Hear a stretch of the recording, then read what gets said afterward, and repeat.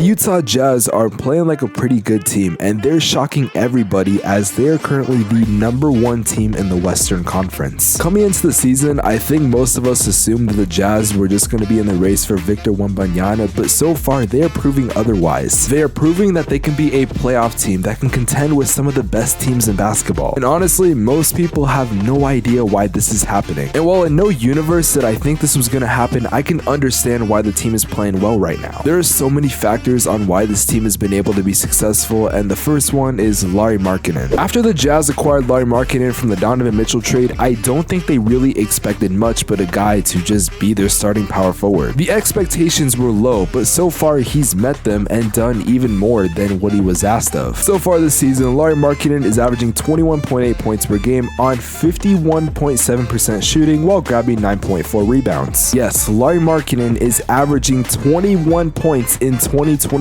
and yes, these are all career highs. Never did I think in 2022 Lauri Markkanen would be averaging 21 and 9 on 51% shooting. Yet here we are. Lately, I've been paying attention to a bunch of Jazz games, and after watching a lot of Lauri Markkanen, I'm very surprised he hasn't gotten an opportunity like this before. Lauri's a great finisher. He's someone that can be a pretty good shooter when he needs to, and he's someone that is very good at getting rebounds. And if you can't tell, he's the #1 option in this Jazz offense, which maybe that's one of the reasons why they've been very successful, because they needed a #1 option, which they didn't have. After trading Donovan Mitchell and Rudy Gobert, many people really didn't know what the Jazz were going to do besides tanking. And people were fair to assume this. While this roster obviously does have a lot of key pieces, people just assumed they were going to trade people. Because as good as this roster is, not many people assumed they were just going to start contending. And look, coming into the season, we probably had about 2 teams that we knew for sure were going to be trying to tank for Victor Wembanyama, which both teams came out and said that they were not tanking for him and that they found it disrespectful. I think they're using this as fuel, as not only are the Jazz doing well, but the Spurs are also not doing too bad themselves. When the Utah Jazz started trading some pieces, one of the players I am so glad they did not trade was Jordan Clarkson. There were some rumors flying around about where he could go, but I'm really glad he stayed with the team because he's another reason why they're so damn successful. In the past couple years, Jordan Clarkson has become the staple of the 6-man role. However, this season, Jordan Clarkson transcended into a starter. And I knew that once Donovan Mitchell got traded, that Jordan Clarkson would be stepping up to this role, and so far he's done his part. This season, Jordan Clarkson is averaging about 18 points per game with about 5 assists and shooting about 43% from the field. I would also like to note that in the last 4 games so far, he's had over 20 points in each of those games. This is also the first time since 2015 with the Lakers when Jordan Clarkson is averaging over 30 minutes per game, which leads me to believe when he gets comfortable at that starter role, he's really going to turn into someone that's at the bare minimum a 20 points per game scorer. I actually said this in the Russell Westbrook video, but last season when Jordan Clarkson was a 6-man, I noticed that yes, he was technically a 6-man and not a starter, but best believe when it's clutch time, Jordan Clarkson is going to be in the game. When it comes to those late game situations, best believe Jordan Clarkson is going to be there and he's going to show up. Some might tell you that Jordan Clarkson is the #1 option in Utah, and while I still believe it's Lauri Markkanen, best believe if Lauri Markkanen's production were to slow down, I think Jordan Clarkson could pick it up. And if we're being honest, I don't even think scoring is his main factor. I think his playmaking ability and his defensive presence is really what Jordan Clarkson can bring to the table. I think Mike Conley is the glue of this team. I think he is one of the reasons why this team is going to go far in the playoffs. Sure, having guys like Lauri Markkanen and Colin Sexton and Jordan Clarkson as scorers is really valuable to the team, I don't doubt that. But I feel like every team that is making a push to win the championship needs a veteran point guard. And that veteran point guard is Mike Conley. Mike Conley doesn't have to play the role of a top scorer. He knows that. And if you ask me, when it comes to scoring, he's probably the 4th option. However, his playmaking ability, his leadership, his defensive ability as a point guard is very impressive. I don't doubt that Conley would be an X factor in the playoffs or really any clutch situation that the Jazz might find themselves in. Let's not forget that not too long ago, Mike Conley was an all-star. And while obviously I believe his all-star days are definitely behind him, he still does have some of that magic left. If Conley can simply play the role of like a Kyle Lowry or a Chris Paul, where he's just someone that get a bucket here and there, but he's a good playmaker and he plays that leadership role, then I simply have no issue with Mike Conley playing his role on the Jazz. Looking at this team, I really did believe that they had a roster to be good, but the problem for me was I didn't think they were just going to apply themselves. We're in a situation where a prospect like Victor Wembanyama, who is considered the most hyped up prospect, possibly the best prospect, you have a chance to get him and he's going to help you solidify your team team and make you guys playoff contenders instantly. Yet the Jazz are actually trying, and they're doing something that we did not see. They're winning games. After doing some research, I found that most teams that get the #1 pick win about 25 to 35 games. Now obviously with the draft lottery, even if you lose the most games, you're not guaranteed the #1 pick. But I will also say this is the first time in a while when getting the #1 pick for a really hyped up prospect isn't such a bad thing, as Scoot Henderson is pretty good. But anyways, if we look at the Utah Jazz's record at the time of recording this, they're 9-3, which if we're aiming for this team to win about 27 games, they're already 33% of the way this early into the season. And if you're really trying to get Victor Wembanyama, I think 27 games is a little bit too much. You're probably going to want to aim for like 23 to 25. So why am I telling you this? Because if it's not obvious already, the Jazz don't give a shit about Victor Wembanyama. I can't believe I'm saying this in 2022 in a situation where in the offseason where you traded your 2-star players who are both easily top 10 at their position. Yet with no real quote-unquote star, you're actually winning games and you seem like a legit team. When I tell you no one expected this, I mean it. No one expected this. Yet what's crazy is that this roster is pretty good, but the thing is, it's not meant to contend. I'd say most contenders have about 2-star players bare minimum. And unless we're ready to call Lauri Markkanen and Jordan Clarkson star players, I'm not exactly sure the Jazz are there. But do the Jazz really need star players? Yes, technically doing the numbers, Lauri Markkanen is the Jazz's #1 option. However, the beauty about not having a real star player is that you don't know where to game plan, especially with a roster this deep. Now, even though Lauri Markkanen is at the age of 25, which is still pretty young, I don't see him becoming a star even though his prime should be in about 2 years. However, maybe I'm wrong because this season so far, he's playing like an all-star and he has the numbers to prove it. And also, if you want to bring team success into it, that should be enough to leverage him as a possible all-star. I know we're like, what, 10 games in, but still. Anyways, the main point I was trying to get across is that this team has a lot of talent, and because of that, it's going to be hard to game plan. I'm hyping up Lauri Markkanen, and I truly do believe the things I'm saying, and I think a lot of teams are going to try to game plan for the Jazz, and the #1 thing is going to be stopping Lauri Markkanen and him flowing through the offense. But Jordan Clarkson and Colin Sexton coming off the bench, and even Kelly Olynyk, who's made a little bit of a comeback. I can't forget Mike Conley, who, just like Chris Paul, if he needs to have a little monster performance, he can do just that. They're a confusingly good team, yet we should have expected this. Utah never really said they were just gonna lay down and try to get Victor Wembanyama and throw away the season. No, they're trying to win. And with the way things are looking right now, I wouldn't be surprised in July if I'm making a video about how this team could win the title.